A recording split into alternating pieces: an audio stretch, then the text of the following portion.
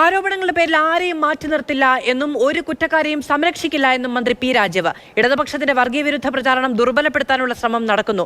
മതനിരപേക്ഷത നിലപാട് ദുർബലപ്പെടുത്താനുള്ള ശ്രമങ്ങളാണ് നടക്കുന്നത് എന്നും മന്ത്രി പി രാജീവ്. സർക്കാരിന് സാധാരണഗതിയിൽ ചെയ്യാൻ കഴിയുന്നത് ഒരു കുറ്റക്കാരും സർക്കാർ സംരക്ഷിക്കുന്നില്ല. എന്നാൽ ആരോപണങ്ങളുടെ പേരിൽ ഒരാളെയും പെട്ടെന്ന് മാറ്റി നിർത്താൻ കഴിയില്ല. എന്നാൽ പാർട്ടിക്കെതിരെ ഇപ്പോൾ മുന്നണിക്കെതിരെ ഇപ്പോൾ വരുന്ന ആക്രമണങ്ങൾ പൊതുവെ കേരളത്തിൽ ഇടതുപക്ഷത്തിന്റെ ഒരു ശക്തമായ നിലപാട്, ഒരു വർഗീയ വിരുദ്ധ മതനിരപേക്ഷ പശ്ചാത്തലം കേരളത്തിൽ നിലനിർത്തി പോകുന്നതിൽ ഏറ്റവും പ്രധാനമാണ്. അതിനെ ദുർബലപ്പെടുത്താനുള്ള ശ്രമം രണ്ട് വിഭാഗത്തിലുള്ള വർഗീയ ശക്തികളും മതമൗലികവാദി ശക്തികളും നടത്തിക്കൊണ്ടിരിക്കുന്നുണ്ട്. ആ ശ്രമത്തിനുള്ള പ്രചാരവേലകൾ കുറെ കാലമായി ഇവിടെ രൂപം കൊണ്ടിട്ടുണ്ട്.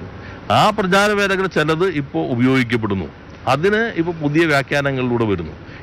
CPM-ന് മതന്യൂനപക്ഷങ്ങൾക്കിടയിലുള്ള പിന്തുണ അതിനെ ദുർബലപ്പെടുത്താനാണ് ആ ശ്രമം നടക്കുന്നത്.